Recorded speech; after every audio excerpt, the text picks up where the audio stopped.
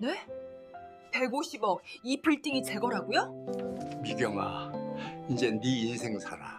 하지만 이 모든 이야기는 35년간 한 여자의 새벽 4시부터 시작됩니다. 새벽 4시, 알람 소리도 없이 미경의 눈이 떠졌다. 어둠 속에서 천장을 바라보다 천천히 몸을 일으켰다. 35년째 반복되는 아침이었다. 손끝으로 벽을 더듬어 전등 스위치를 찾았다. 형광등 불빛이 깜빡이며 켜지자 작은 방안이 드러났다. 또 하루가 시작되는구나. 미경은 작게 한숨을 쉬며 이불을 개었다. 옆방에서는 시아버지가 주무시고 계셨다. 발소리를 죽여 복도를 지나 부엌으로 향했다. 낡은 나무 마루가 삐걱거렸지만 미경은 소리나지 않게 걷는 법을 알고 있었다. 35년이면 충분한 시간이었다. 부엌에 들어서자 찬 기운이 몸을 감쌌다. 11월 말 시골 한옥의 새벽은 매서웠다. 미경은 낡은 장롱에서 시아버지 옷가지를 꺼냈다. 기저귀, 속옷, 바지 하나하나 손에 익은 동작으로 챙겼다. 아버님 주무셨어요?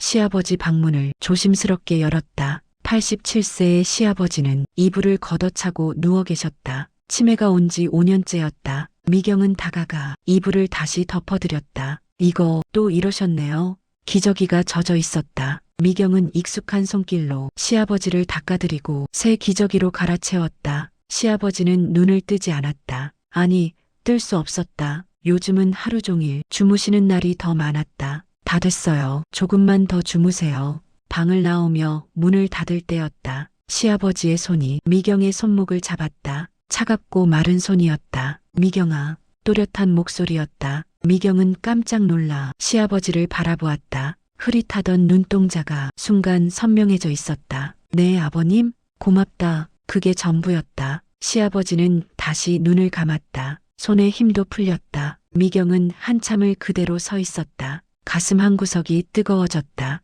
괜찮으세요? 제가 있잖아요. 미경은 시아버지의 손을 이불 속에 넣어드리고 방을 나왔다. 부엌으로 돌아와 쌀을 씻었다. 물소리가 고요한 새벽을 채웠다. 밥을 안 치고 된장찌개 재료를 썰었다. 무, 감자, 애호박, 두부, 칼질 소리마저 조심스러웠다. 누군가를 깨울까봐, 누군가의 잠을 방해할까봐 그렇게 35년을 살아왔다. 나는, 미경은 칼을 든 손을 멈췄다. 나는 평생을 이렇게 눈치만 보고 살아야 하는 걸까? 대답해줄 사람은 없었다. 창밖은 여전히 어두웠다. 시계를 보니 새벽 5시였다. 밥이 뜸을 들이는 동안 미경은 마당으로 나갔다. 11월의 차가운 공기가 뺨을 때렸다. 텃밭에는 미경이 심은 배추와 무가 자라고 있었다. 혼자 일구고, 혼자 가꾸고, 혼자 거두는 밭이었다. 여보세요? 갑자기 울린 휴대폰 소리에 미경은 화들짝 놀랐다. 남편 재호였다. 아,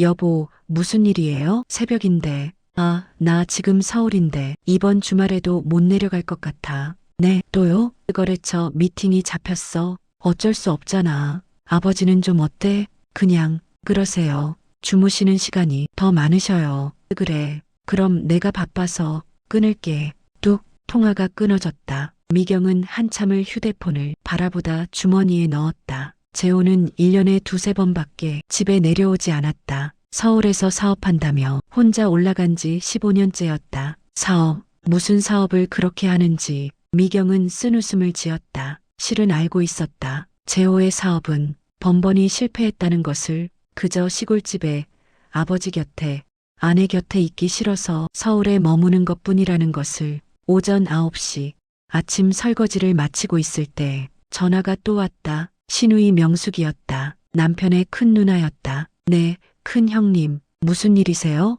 올케, 아버지 땅 문서 말이야. 어디 있어? 땅 문서요? 그건 아버님이 관리하고 계시는데요. 아버지가 치매이시잖아. 이제 우리가 알아야 할 거 아니야? 나중에 문제 생기면 곤란하잖아. 올케 혼자 관리하면 나중에 오해 살 수도 있고. 미경은 숨이 막혔다. 명숙의 목소리에는 의심이 깔려 있었다. 큰 형님, 저는 그런 거 생각도 안 해봤어요. 그냥 아버님 편찮으시니까 모시는 것뿐이에요. 그건 그렇고 우리도 알 권리는 있잖아. 올케도 이해해줘야지. 네, 알겠습니다. 전화를 끊고 미경은 주저앉았다. 손이 떨렸다. 35년을 이 집에서 살았다. 밥하고 빨래하고 청소하고 시부모님 모시고. 그런데 지금 명숙은 미경을 의심하고 있었다. 내가 뭘 잘못했다고. 오후가 되어 밭으로 나갔다. 배추를 거두고 물을 뽑아야 했다.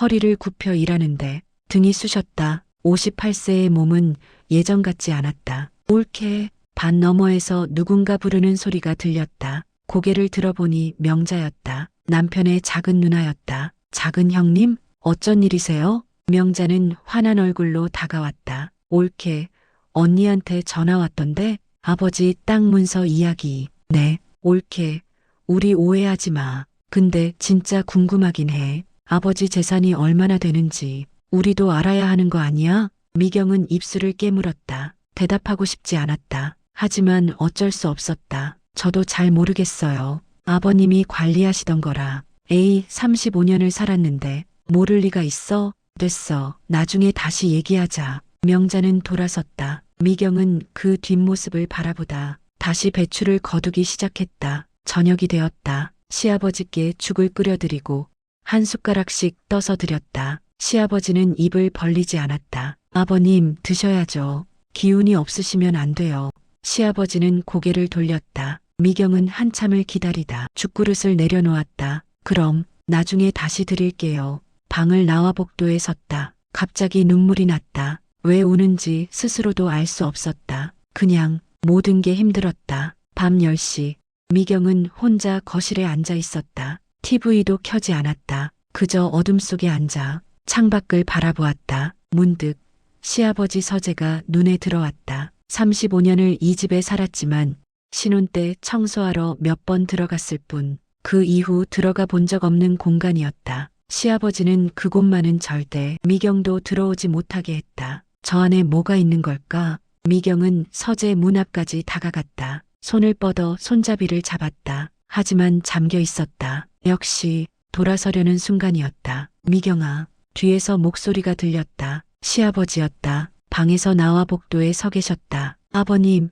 어떻게 나오셨어요? 미경아, 고맙다. 또 그 말이었다. 시아버지는 미경을 똑바로 보고 계셨다. 그 눈빛은 치매 환자의 눈빛이 아니었다. 너무나 선명하고 또렷했다. 아버님, 내 며느리, 고맙다. 시아버지는 그렇게 말하고 방으로 돌아가셨다. 미경은 한참을 그 자리에 서 있었다. 가슴속 깊은 곳에서 무언가 올라왔다. 따뜻한 것이었다. 35년 만에 처음 느껴보는 감정이었다. 나는 혼자가 아니구나. 그날 밤 미경은 오랜만에 편히 잠들 수 있었다. 11월의 마지막 주 토요일 오후 미경은 마당에서 빨래를 널고 있었다. 차가운 바람에 젖은 이불이 펄럭였다. 대문 밖에서 차 소리가 들렸다. 검은색 승용차가 마당으로 들어왔다.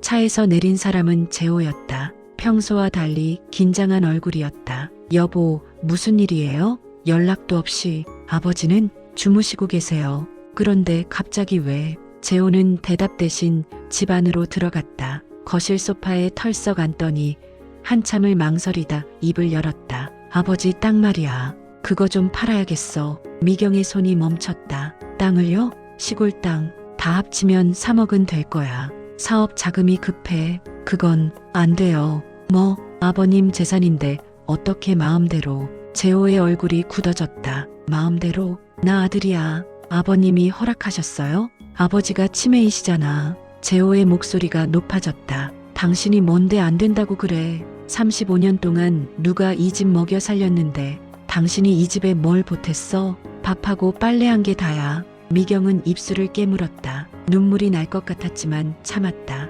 재호는 휴대폰을 꺼내 어디론가 전화를 걸었다. 누나, 나야. 지금 바로 올 수 있어? 명자, 누나랑 명희도 같이. 아버지 재산 문제 좀 얘기해야겠어. 미경은 가슴이 철렁 내려앉았다. 1시간 후 신우이 세 자매가 도착했다. 명숙, 명자, 명희. 거실에 둘러앉은 네 남매. 미경은 부엌에서 차를 끓이며 귀를 기울였다. 오빠, 그래서 땅을 팔자는 거야? 응, 올케가 반대하는데. 올케가 무슨 상관이야. 명숙이 날카롭게 말했다. 미경은 차를 들고 거실로 나왔다. 올케 앉아봐. 명숙이 말했다. 아버지가 치매이시니까 이제 우리가 재산 관리를 해야 할 것 같아. 땅 문서, 통장 어디 있어? 저는 잘 모르겠어요. 아버님이 서재에 보관하고 계신데. 서재? 명숙의 눈이 반짝였다. 열쇠는? 그것도 몰라요. 명숙과 명자가 일어서서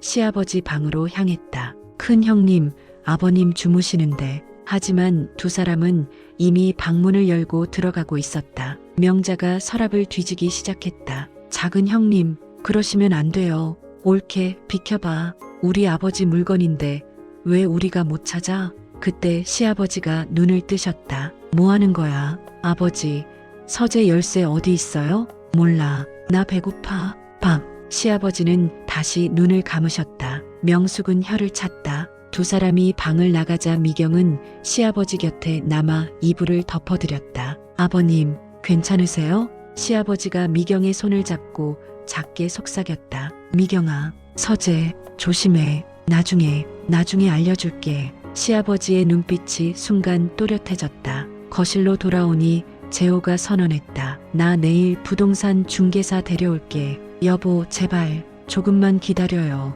옳게. 명숙이 차갑게 끼어들었다. 혹시 뭔가 숨기는 거 아니지? 35년 동안 아버지 곁에 있었으면 다 알 텐데. 숨기는 게 아니에요. 그럼 왜 그렇게 반대해? 미경은 더 이상 할 말이 없었다. 그날 밤 내 남매는 술을 마시며 재산 이야기를 했다. 미경은 부엌에서 우연히 그들의 대화를 들었다. 아버지 돌아가시면 땅이랑 집은 당연히 우리 몫이지? 당연하지. 옳게는 며느리일 뿐이야. 35년 살았어도 그래도 남이야. 법적으로는. 미경은 손에 들고 있던 접시를 놓을 뻔했다. 35년을 나는 남이라고. 눈물이 흘렀다. 다음날 새벽 휴대폰이 울렸다. 친정 조카 은지였다. 고모, 아버지가 사고 났어요. 뭐라고? 교통사고예요. 트럭이랑. 지금 중환자실이에요. 빨리 와주세요. 미경은 급히 옷을 챙겼다. 여보, 오빠가 사고 났대요. 병원 가야 해요.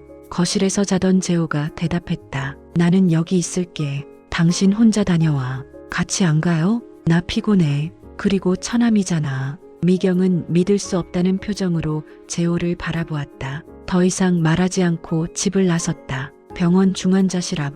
조카 은지가 울고 있었다. 고모. 두 사람은 얼싸안고 울었다. 2시간 후 의사가 나왔다. 환자분 의식이 잠깐 돌아오셨어요. 미경은 급히 중환자실로 들어갔다. 오빠는 눈을 뜨고 있었다. 오빠, 미경아, 이제 너 인생 살아. 오빠 무슨 소리예요? 35년 충분했어. 이제 너도 내 인생 살아. 은지 잘 부탁해. 오빠. 심전도 기계의 소리가 길게 울렸다. 미경은 오빠의 손을 잡고 울었다. 세상에 남은 유일한 혈육이었다. 3일 장례. 재호는 첫날 30분 있다가 돌아갔다. 미안해. 급한 일이 생겼어. 미경은 대답하지 않았다. 재호의 뒷모습을 보며 깨달았다. 나는 이 사람한테도 남이구나. 장례를 마치고 집으로 돌아온 밤, 미경은 시아버지 방에 들어갔다. 아버님, 저 힘들어요. 오빠도 떠나고 이제 정말 혼자예요. 눈물이 흘렀다. 시아버지가 눈을 뜨셨다. 미경아, 혼자? 아니야. 내가 있잖아. 시아버지는 미경의 손을 꼭 잡았다. 미경아, 곧 알게 될 거야. 기다려. 그 순간 미경은 알았다. 시아버지의 눈빛이 너무나 또렷했다. 창밖으로 달빛이 쏟아졌다. 차갑지만 고요한 밤이었다. 오빠 장례를 치른 지 일주일이 지났다. 미경은 여전히 새벽 4시에 일어났다. 하지만 예전과는 달랐다. 무언가 달라진 기분이었다. 오빠의 마지막 말이 자꾸 떠올랐다. 미경아, 내 인생 살아. 부엌에서 아침 준비를 하는데 시아버지 방에서 소리가 들렸다. 미경아. 미경은 급히 방으로 달려갔다. 시아버지가 침대에서 일어나 앉아 계셨다. 5년 만에 처음 보는 광경이었다. 아버님, 어떡해. 미경아. 시아버지의 목소리는 또렷했다. 치매 환자의 목소리가 아니었다. 서재 가자. 네, 서재요? 시아버지는 떨리는 손으로 베갯잎 속을 더듬었다. 그리고 작은 열쇠 하나를 꺼냈다. 이걸 35년 동안 기다렸다. 미경은 시아버지를 부축해 복도로 나왔다. 서재 문 앞에 섰다. 시아버지는 떨리는 손으로 열쇠를 문에 꽂았다. 찰칵. 문이 열렸다. 먼지가 쌓인 서재, 책장 가득 오래된 책들, 그리고 책상 위에 놓인 낡은 나무 상자. 저게 뭐예요? 내 거다. 미경아. 시아버지는 상자를 가리켰다. 미경은 떨리는 손으로 상자를 들었다. 무거웠다. 열어봐. 미경은 상자 뚜껑을 열었다. 그 순간 숨이 멎었다. 서류 봉투들, 통장들, 그리고 편지 한 통. 첫 번째 서류를 꺼냈다. 등기권리증이었다. 강남구 서초동 대한빌딩. 미경의 손이 떨렸다. 소유자 박미경.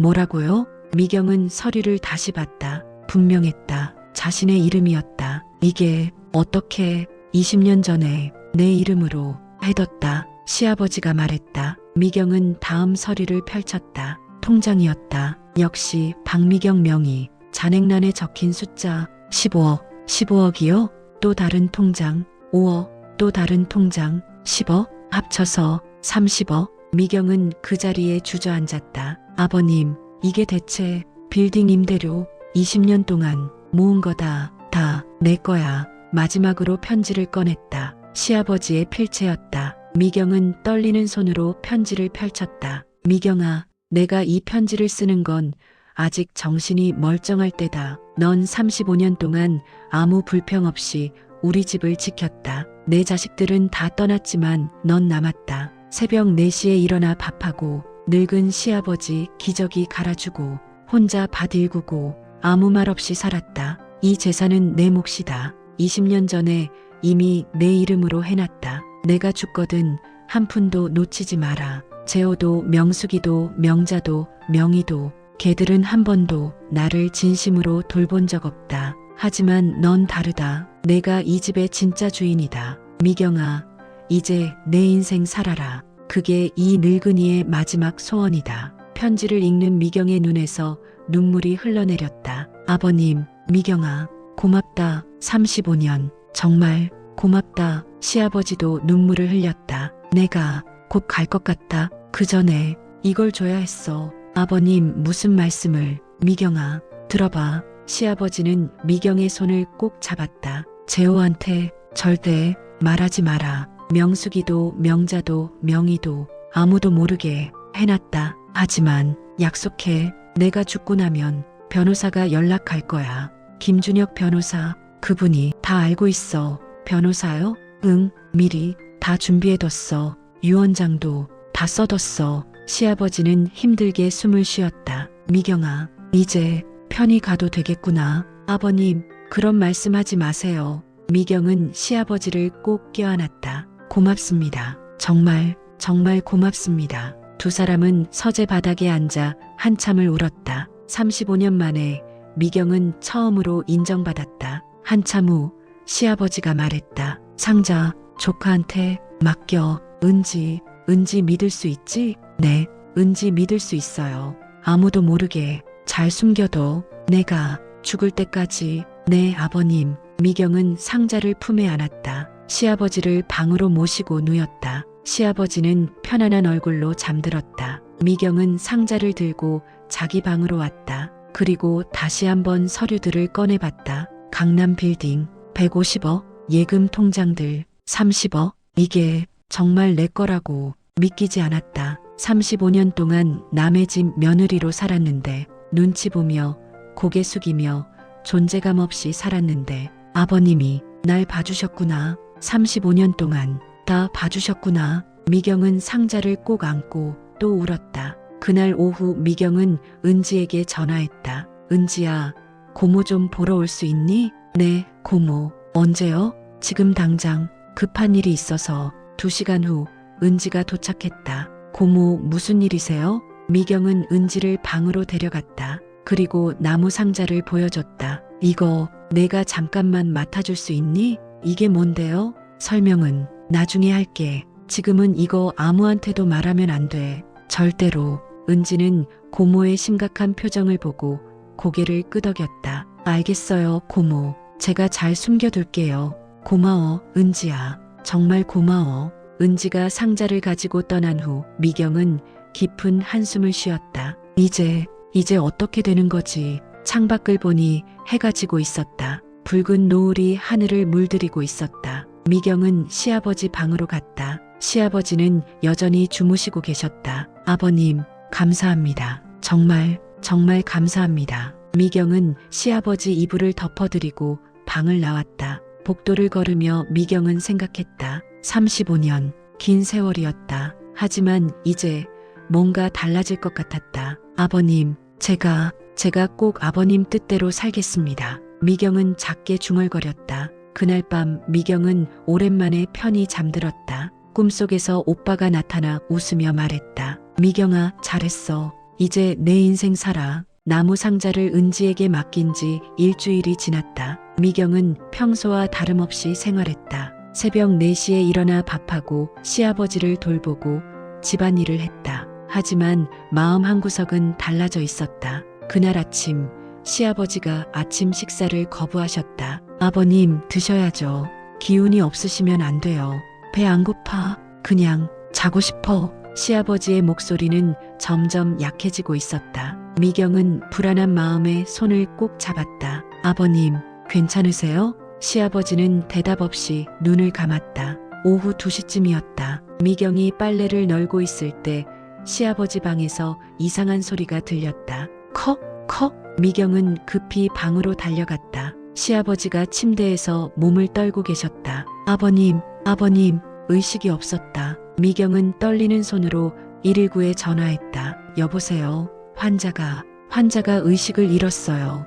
구급차가 도착했다. 시아버지는 들것에 실려 병원으로 옮겨졌다. 미경은 구급차에 함께 탔다. 아버님, 제발 괜찮으셔야 해요. 병원 응급실 의사들이 분주하게 움직였다. 미경은 밖에서 기다렸다. 1시간 후 의사가 나왔다. 보호자분이세요? 네, 제가 며느리인데요. 환자분 상태가 좋지 않습니다. 중환자실로 옮겼어요. 가족들에게 연락하시는 게 좋겠습니다. 미경은 고개를 끄덕이고 재호에게 전화했다. 여보, 아버님이 정신을 잃으셨어요. 지금 병원이에요. 뭐, 어느 병원? 대학병원 중환자실이요. 빨리 와주세요. 알았어. 지금 간다. 1시간 후 재호가 도착했다. 그리고 곧이어 명숙, 명자, 명희도 모두 나타났다. 아버지 어떻게 됐어요? 명숙이 급하게 물었다. 중환자실에 계세요. 의사 선생님이 위독하시다고. 에휴, 명자가 한숨을 쉬었다. 내 남매는 중환자실 앞 의자에 앉았다. 미경은 조금 떨어진 곳에 섰다. 오빠, 아버지 이러시면 재산 문제 어떻게 되는 거야? 명희가 조심스럽게 물었다. 일단 아버지 상태부터 봐야지. 재호가 대답했지만 그의 눈빛도 불안해 보였다. 토지가 50억, 서울 빌딩이 150억, 예금이 30억 정도 될 텐데. 명숙이 작게 중얼거렸다. 사남매면 1인당 50억 넘게 받겠네. 명자가 머릿속으로 계산했다. 미경은 그들의 대화를 들으며 가슴이 아팠다. 아버지가 중환자실에 계신데 그들은 재산 이야기만 하고 있었다. 옳게 명숙이 미경을 불렀다. 네, 큰 형님, 아버지 통장이랑 도장 어디 있어? 그건 제가 잘 모른다고 또 그러려고. 35년을 살았는데. 명자가 비아냥거렸다. 정말 몰라요. 아버님이 관리하시던 거라. 에휴, 답답하네. 그때 중환자실 문이 열렸다. 간호사가 나왔다. 환자분이 잠깐 의식을 찾으셨어요. 가족 중 한 분만 들어가실 수 있습니다. 제가 아들인데요. 재호가 일어섰다. 환자분이 며느리를 찾으십니다. 네, 재호의 얼굴이 굳었다. 며느리요? 나 아들인데. 환자분이 계속 미경이 하십니다. 미경은 놀라 간호사를 바라봤다. 제가 들어가도 될까요? 네, 들어가세요. 미경이 중환자실로 들어가려 하자 명숙이 팔을 잡았다. 옳게.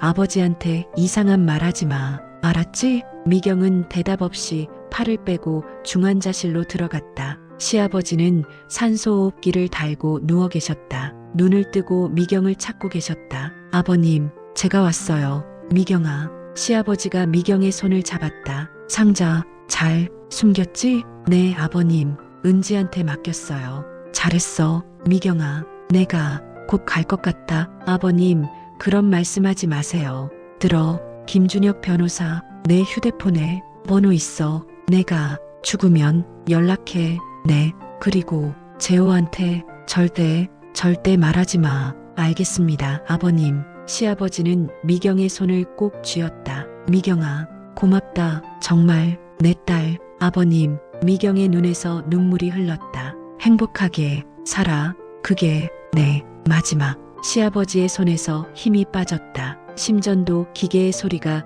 점점 느려졌다. 아버님, 아버님, 의료진이 달려왔다. 보호자분, 나가 계세요. 미경은 밀려나왔다. 중환자실 문 앞에서 눈물을 흘렸다. 30분 후 의사가 나왔다. 환자분, 돌아가셨습니다. 오후 6시 23분에 사망 확인했습니다. 아버지, 재호가 소리쳤다. 명숙, 명자, 명희도 울기 시작했다. 하지만 미경은 알고 있었다. 그들의 눈물이 진짜가 아니라는 것을. 미경은 조용히 중환자실로 들어가 시아버지의 손을 잡았다. 아버님, 편히 가세요. 제가 꼭 아버님 뜻대로 살겠습니다. 시아버지의 얼굴은 평화로웠다. 밖에서 재호의 목소리가 들렸다. 장례 준비해야지. 3일장으로 하고. 오빠, 장례식장 어디로 할 거야? 여기 병원 장례식장이 괜찮다던데. 벌써 장례 이야기였다. 미경은 시아버지 이마에 입을 맞췄다. 아버님, 감사했습니다. 정말 감사했습니다. 그날 밤 시아버지의 휴대폰을 조용히 챙긴 미경은 김준혁 변호사의 번호를 찾았다. 이제 시작이구나. 미경은 휴대폰을 꼭 쥐고 창밖을 바라봤다. 밤하늘에 별이 반짝이고 있었다. 시아버지의 장례는 병원 장례식장에서 치러졌다. 미경은 새벽부터 장례식장에 나와 영정 사진을 정리하고 꽃을 놓았다. 시아버지의 사진 속 미소가 따뜻했다. 아버님, 편히 쉬세요. 미경은 영정 앞에 절을 올렸다. 옳게 뭐해? 뒤에서 명숙의 목소리가 들렸다. 아침 문상객 오시기 전에 정리하고 있었어요. 그런 건 장례식장 직원들이 하는 거야. 옳게는 그냥 앉아있어. 명숙은 미경을 훑어봤다. 옷도 좀. 옳게, 상복이 그게 뭐야? 남편한테 말해서 새로 사. 이게 제일 좋은 옷인데요. 에휴, 됐어. 명숙은 고개를 저으며 지나갔다. 오전 9시, 조문객들이 오기 시작했다. 재호는 상주석에 앉아 조문을 받았다. 명숙, 명자, 명희는 그 옆에 나란히 앉았다. 미경은 한쪽 구석에 앉아 있었다. 삼가 고인의 명복을 빕니다. 고맙습니다. 재호가 고개를 숙였다. 조문객 중 한 명이 미경을 보며 물었다. 저분은 누구세요? 아, 옳게요. 아버지 모시던. 명자가 대수롭지 않게 대답했다. 아, 며느리분이시구나. 35년을 모셨다면서요? 대단하시네요. 뭐, 당연한 일한 거죠. 명자의 말에 미경은 고개를 숙였다. 점심때가 되자 명숙이 미경을 불렀다. 옳게, 부의금 장부 좀 봐봐. 누가 얼마 냈는지 확인해야 하니까. 네, 큰 형님. 미경이 부의금 장부를 확인하고 있을 때 명자와 명희가 다가왔다. 옳게, 아버지 통장 어디 있어? 명자가 다시 물었다. 그건 장례비 내야 하잖아. 빨리 내놔. 제가 제 돈으로 낼게요. 옳게 돈으로? 그럴 필요 없어. 아버지 돈으로 내면 되지. 하지만 아버님 통장은 제가 관리한 게 아니라서. 에이, 진짜. 명희가 혀를 찼다. 옳게, 우리 오해하지 마. 근데 솔직히 이상하잖아. 35년을 살았는데 통장 하나 모른다는 게. 정말 몰라요. 혹시 옳게가 먼저 챙긴 거 아니야? 명자가 날카롭게 물었다. 네, 아버지 돌아가시기 전에 미리 통장 빼돌린 거 아니냐고. 미경은 얼굴이 하얘졌다. 그런 거 아니에요. 저는. 그럼 왜 그렇게 당황해? 재호가 다가왔다. 여보, 형님들이 지금 저보고. 됐어. 나중에 얘기하자. 지금은 조문객들 있잖아. 재호는 미경을 쳐다보지도 않고 돌아섰다. 미경은 그 자리에 주저앉고 싶었다. 하지만 참았다. 아버님, 조금만 참겠습니다. 저녁 시간이 지나자 조문객들이 돌아가고 유족들만 남았다. 재호가 입을 열었다. 이제 우리끼리 얘기 좀 하자. 내 남매가 미경을 둘러쌌다. 옳게, 솔직히 말해. 아버지 재산, 옳게가 뭔가 알고 있지? 명숙이 물었다. 저는 정말 몰라요. 거짓말. 35년을 살았는데 모를 리가 있어? 정말이에요. 당신,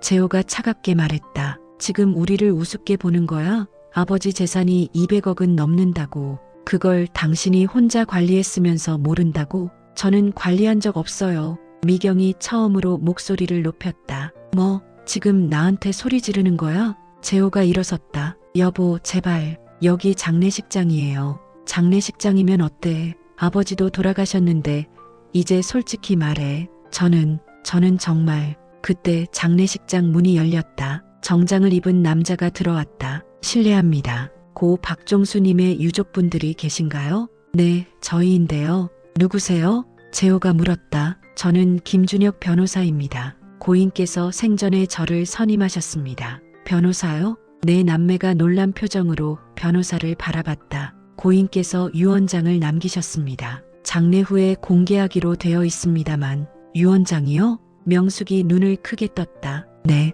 공증된 유언장입니다. 발인 후 3일째 되는 날 제 사무실로 오시면 공개하겠습니다. 김준혁 변호사는 명함을 건넸다. 그럼 실례하겠습니다. 변호사가 나가자 내 남매는 서로를 바라봤다. 유언장? 아버지가 유언장을 뭐라고 써놨을까? 당연히 우리 내 남매한테 나눠주라고 하셨겠지. 명희가 말했다. 미경은 조용히 그 자리를 떠났다. 복도로 나와 김준혁 변호사를 쫓아갔다. 변호사님, 네. 아, 미경 씨시죠?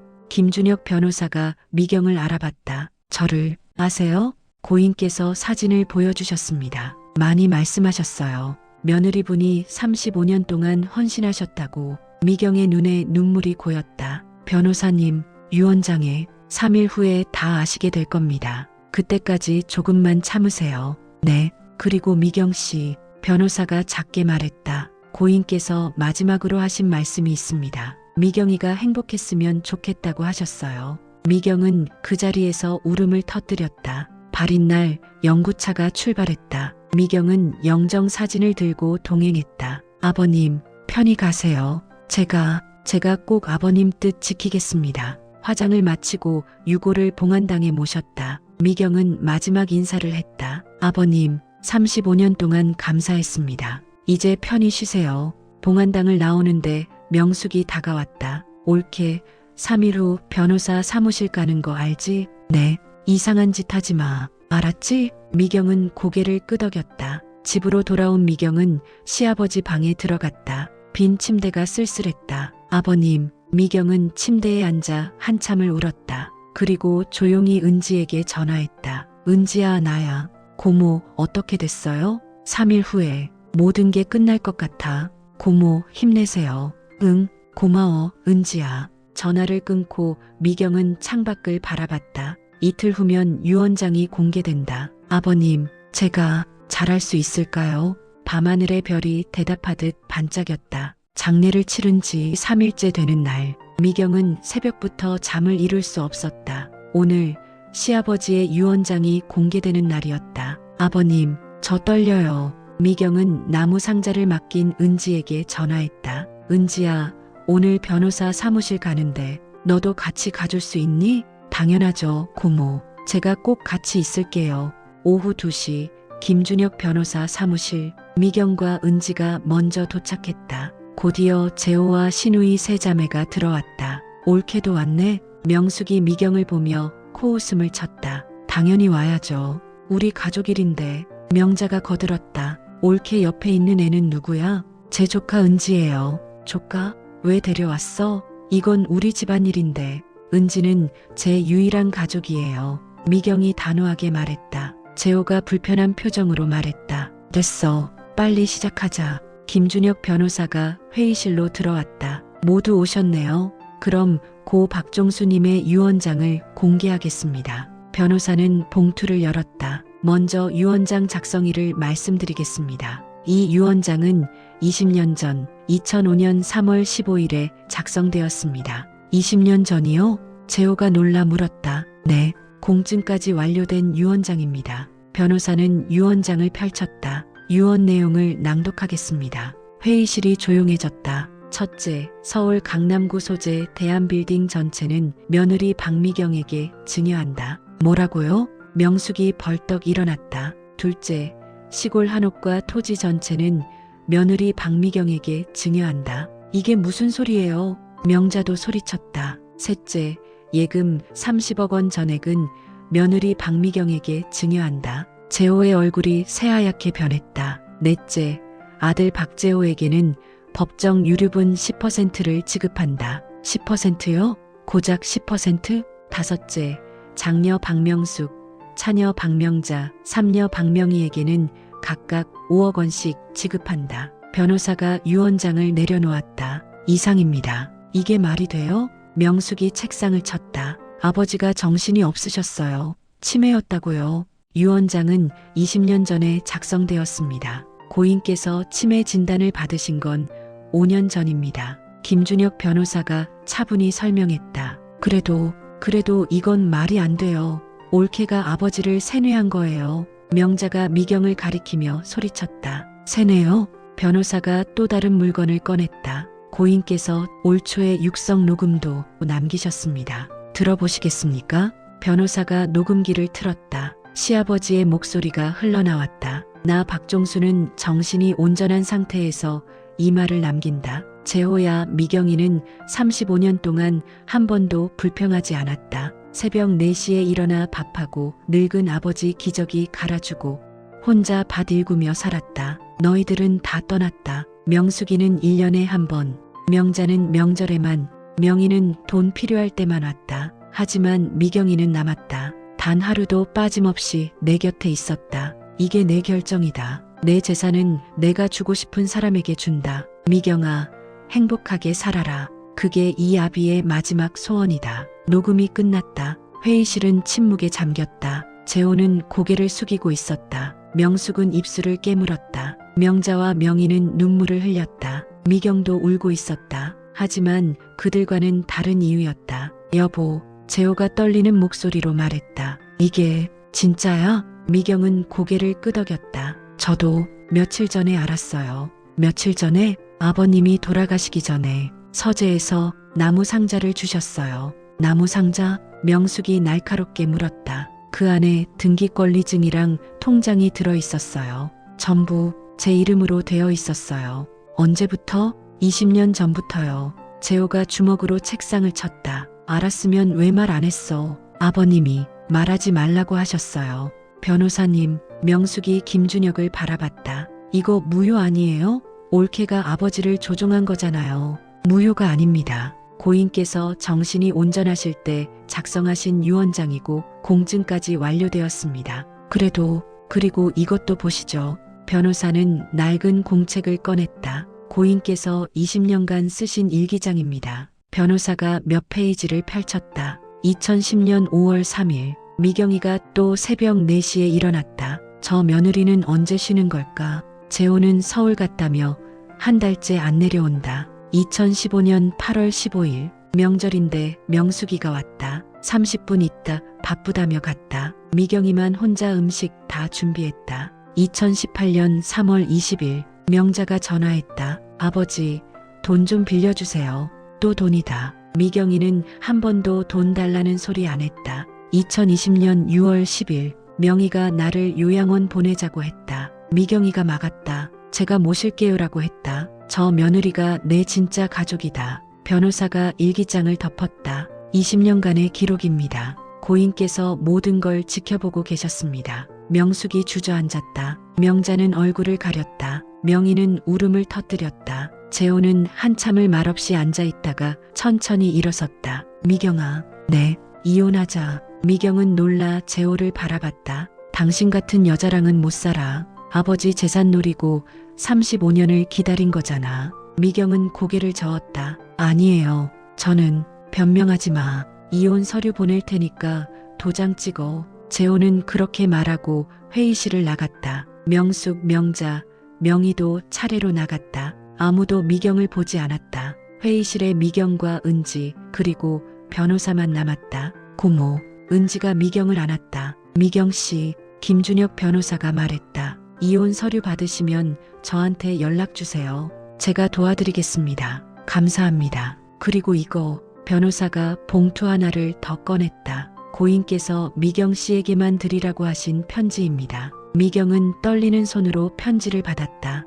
봉투를 열고 편지를 펼쳤다. 미경아, 이 편지를 읽고 있다면 나는 이미 떠났겠구나. 그동안 고마웠다. 내가 있어서 내 인생이 행복했다. 이제 내 인생을 살아라. 아무도 눈치 보지 말고 내가 하고 싶은 대로 살아라. 그게 이 늙은이가 바라는 마지막 선물이다. 사랑한다. 내 딸아. 미경은 편지를 가슴에 안고 울었다. 아버님, 감사합니다. 정말 감사합니다. 유언장 공개 일주일 후 미경에게 법원에서 우편물이 도착했다. 유언 무효 확인 소송. 재호와 신우이 세 자매가 공동으로 소송을 제기한 것이었다. 미경은 떨리는 손으로 김준혁 변호사에게 전화했다. 변호사님, 소송이 들어왔어요.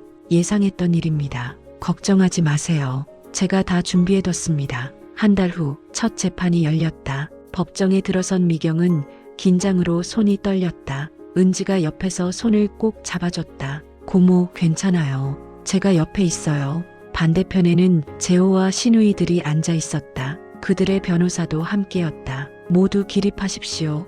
판사가 입장했다. 재판을 시작하겠습니다. 원고 측 주장을 들어보겠습니다. 재호 측 변호사가 일어섰다. 재판장님, 피상속인 박종수 씨는 사망 5년 전부터 치매를 앓았습니다. 정신이 온전하지 않은 상태였기 때문에 유언장이 무효라고 주장합니다. 증거가 있습니까? 네, 병원 진단서를 제출하겠습니다. 재호 측 변호사는 서류를 제출했다. 판사가 서류를 검토했다. 피고 측 반론하시겠습니까? 김준혁 변호사가 일어섰다. 재판장님, 유언장 작성 시기를 확인해 주시기 바랍니다. 유언장은 20년 전인 2005년 3월에 작성되었습니다. 치매 진단은 5년 전인 2020년입니다. 15년 차이가 나는군요. 네. 그리고 공증 당시 기록도 제출하겠습니다. 김준혁 변호사는 서류를 제출했다. 공증인의 확인서입니다. 당시 피상속인은 완전히 정상이었다고 명시되어 있습니다. 재호 측 변호사가 다시 일어섰다. 하지만 치매는 진단 전부터 이미 진행되고 있었을 가능성이 있습니다. 그건 추정일 뿐입니다. 의학적 증거가 있습니까? 판사가 물었다. 그건 재호 측 변호사는 대답하지 못했다. 다음 재판 때 추가 증거를 준비해 오시기 바랍니다. 오늘은 여기까지 하겠습니다. 첫 재판이 끝났다. 법정을 나오는데 명숙이 미경을 막아섰다. 올케, 이거 끝까지 갈 거야? 우리가 이기면 올케는 한 푼도 못 받아. 그래도 괜찮아? 미경은 고개를 들어 명숙을 똑바로 바라봤다. 형님, 저는 아버님 뜻을 따를 거예요. 아버지 뜻? 올케가 아버지를 조종한 거잖아. 저는 아무것도 하지 않았어요. 아버님이 직접 결정하신 거예요. 거짓말. 명자가 소리쳤다. 35년 동안 아버지 곁에서 속삭였겠지. 나한테 재산 달라고. 미경은 참았던 눈물이 흘렀다. 저는 단 한 번도 재산 이야기 꺼낸 적 없어요. 그저 아버님을 모셨을 뿐이에요. 에휴, 연극하네. 명희가 비웃었다. 고모 가요. 은지가 미경의 팔을 잡았다. 이런 사람들한테 할 말 없어요. 두 사람은 법원을 떠났다. 2달 후 두 번째 재판. 이번에는 증인이 출석했다. 20년 전 유언장 공증을 담당했던 공증인이었다. 증인, 당시 피상속인의 상태가 어땠습니까? 김준혁 변호사가 물었다. 완전히 정상이었습니다. 제가 본인 확인을 철저히 했습니다. 정신도 또렷하셨고 유언 내용도 명확하게 설명하셨습니다. 구체적으로 어떤 말씀을 하셨습니까?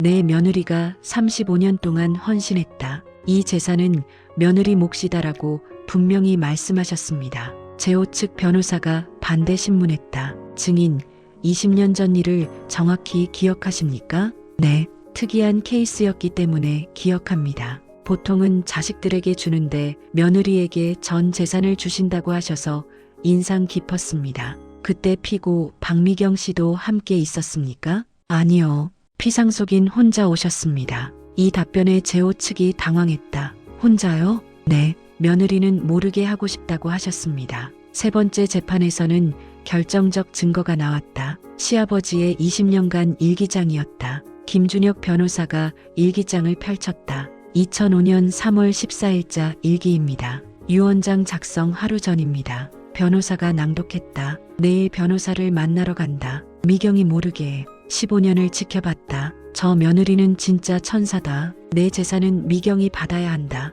자식들은 한 번도 날 진심으로 대하지 않았다. 재호가 고개를 숙였다. 변호사는 계속 읽었다. 2010년 6월 5일 재호가 아버지 땅 팔자고 했다. 사업 자금 필요하다며 미경이가 막았다. 아버님 재산인데 함부로 하면 안 된다고. 고마운 며느리다. 2015년 9월 20일 명숙이가 요양원 팸플릿을 가져왔다. 아버지 여기 좋대요라며 나를 버리려는 거다. 미경이가 제가 모실게요라고 했다. 눈물이 났다. 2020년 1월 1일 치매 진단을 받았다. 하지만 아직 정신은 멀쩡하다. 가끔 흐릿할 뿐. 미경이만 나를 사람 대접해준다. 일기장 낭독이 끝나자 법정은 조용했다. 판사가 입을 열었다. 피상속인이 20년간 기록한 일기입니다. 이것이 고인의 진심이라고 판단됩니다. 한 달 후 최종 판결일 판사가 판결문을 읽었다. 원고의 청구를 기각합니다. 재호와 시누이들의 얼굴이 굳었다. 피상속인 박종수 씨의 유언장은 법적으로 완전히 유효합니다. 공증 기록, 일기장, 증인 진술 모두 일관되게 고인의 의지를 증명합니다. 판사는 미경을 바라봤다. 피고 박미경 씨의 35년 헌신은 충분히 인정됩니다. 이는 정당한 상속입니다. 재판을 마치겠습니다. 미경은 그 자리에 주저앉았다. 은지가 부축했다. 고모, 이겼어요. 우리가 이겼어요. 미경은 울음을 터뜨렸다. 법정 밖으로 나오는데 재호가 기다리고 있었다. 미경아, 이제 여보도 아니네요. 미경이 차갑게 말했다. 미안하다. 내가 잘못했어. 늦었어요. 제발 다시 생각해줘. 우리 다시 시작하자. 미경은 고개를 저었다. 이혼 서류는 제가 이미 제출했어요. 3일 전에요. 당신보다 제가 먼저 신청했어요. 법원에서 곧 연락할 거예요. 재호는 말을 잃었다. 미경은 재호를 지나쳐 걸어갔다. 미경아. 뒤에서 재호의 목소리가 들렸지만 미경은 돌아보지 않았다. 고모, 정말 멋있어요. 은지가 미경의 팔을 잡았다. 은지야, 나 떨려. 괜찮아요. 이제 고모 인생이에요. 두 사람은 법원을 나왔다. 햇살이 따뜻했다. 판결이 확정되고 6개월이 지났다. 이혼도 정식으로 성립되었다. 미경은 더 이상 박씨 집안의 며느리가 아니었다. 이제 정말 자유구나. 미경은 서울 강남의 한 카페 앞에 섰다. 새로 오픈한 카페였다. 간판에는 이렇게 쓰여 있었다. 미경의 정원. 시아버지가 물려준 빌딩 1층이었다. 미경은 그곳에 작은 카페를 열었다. 문을 열고 들어서자 따뜻한 햇살이 쏟아졌다. 창가에는 화분들이 놓여 있었고 벽에는 미경이 직접 그린 그림들이 걸려 있었다. 고모, 손님 오셨어요.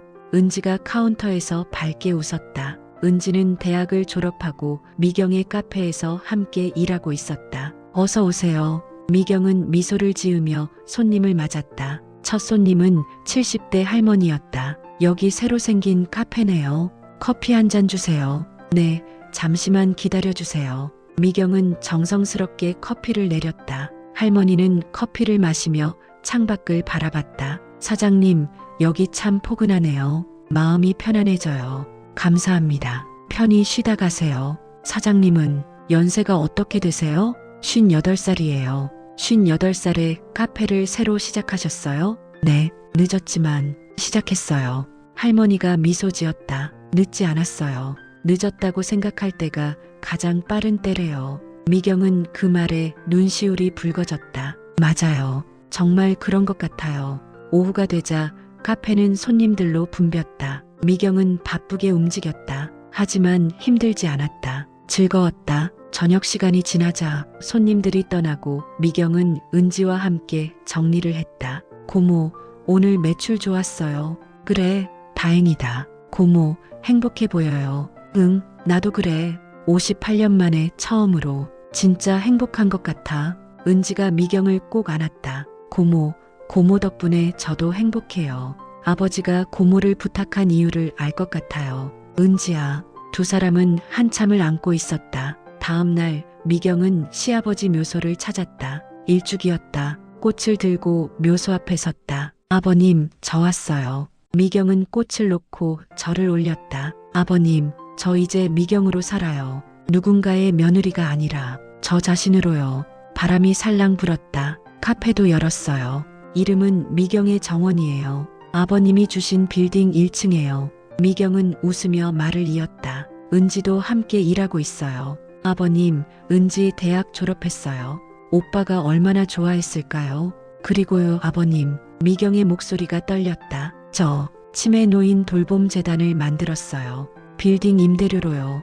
이름은 박종수 재단이에요. 아버님처럼 고생하시는 분들, 아버님처럼 가족한테 버림받은 분들, 그분들을 돕고 싶어요. 눈물이 흘렀다. 시골 한옥도 독거노인 공동체 센터로 기부했어요. 아버님이 원하셨을 거라 생각했어요. 아버님, 제가 잘하고 있는 거 맞죠? 대답은 없었다. 하지만 미경은 느낄 수 있었다. 시아버지가 웃고 계시다는 것을. 행복합니다, 아버님. 정말 행복해요. 35년이 헛되지 않았어요. 아버님을 만나서 정말 감사했어요. 미경은 한참을 묘소 앞에 앉아 있었다. 석양이 지고 있었다. 붉은 노을이 하늘을 물들였다. 아버님, 이제 갈게요. 자주 올게요. 미경은 일어서서 마지막 인사를 했다. 묘소를 나와 걸어가는데 휴대폰이 울렸다. 재호였다. 미경은 잠시 망설이다 전화를 받았다. 여보세요. 미경아, 나야. 무슨 일이세요? 그냥 목소리가 듣고 싶어서. 미경아, 우리 정말 다시 시작할 수 없을까? 미경은 고개를 저었다. 재호는 볼 수 없었지만 안 돼요. 제발, 나 지금 정말 힘들어. 빚도 많고 그건 당신이 해결할 문제예요. 미경아, 저는 이제 미경이에요. 당신의 여보도 박씨 집안의 며느리도 아니에요. 그냥 박미경이에요. 행복하세요. 저도 행복하게 살게요. 미경은 전화를 끊었다. 한참을 서 있다가 미경은 다시 걷기 시작했다. 카페로 돌아가는 길. 저녁 거리는 활기찼다. 사람들이 오가고 불빛이 켜지고 있었다. 미경은 카페 앞에 섰다. 미경의 정원 간판에 불이 켜졌다. 내 이름, 내 가게, 내 인생. 미경은 문을 열고 들어갔다. 그날 저녁 미경은 카페에서 혼자 커피를 마셨다. 창밖으로 서울의 야경이 보였다. 일기장을 꺼내 펜을 들었다. 시아버지처럼 미경도 이제 일기를 쓰기 시작했다. 2025년 12월 25일. 오늘은 아버님 일주기였다. 묘소에 다녀왔다. 58년을 살았다. 35년은 누군가의 그림자로, 23년은 그냥 살았고 이제부터는 미경으로 살 것이다. 늦었다고 생각했다. 하지만 할머니 손님이 말씀하셨다. 늦었다고 생각할 때가 가장 빠른 때라고. 맞는 말이다. 아버님 감사합니다. 오빠 고마웠어. 은지야 사랑해. 그리고 미경아 수고했어. 이제 행복하게 살자. 미경은 일기장을 덮었다. 창밖으로 눈이 내리기 시작했다. 첫눈이었다. 새로운 시작이구나. 미경은 미소 지으며 창밖을 바라봤다. 58년 만에 미경은 자신의 이름을 되찾았다. 35년의 그림자에서 벗어나 이제 빛이 되었다. 카페 안은 따뜻했다. 커피 향이 은은했다. 미경의 정원에는 오늘도 햇살이 가득했다. 그리고 미경은 행복했다.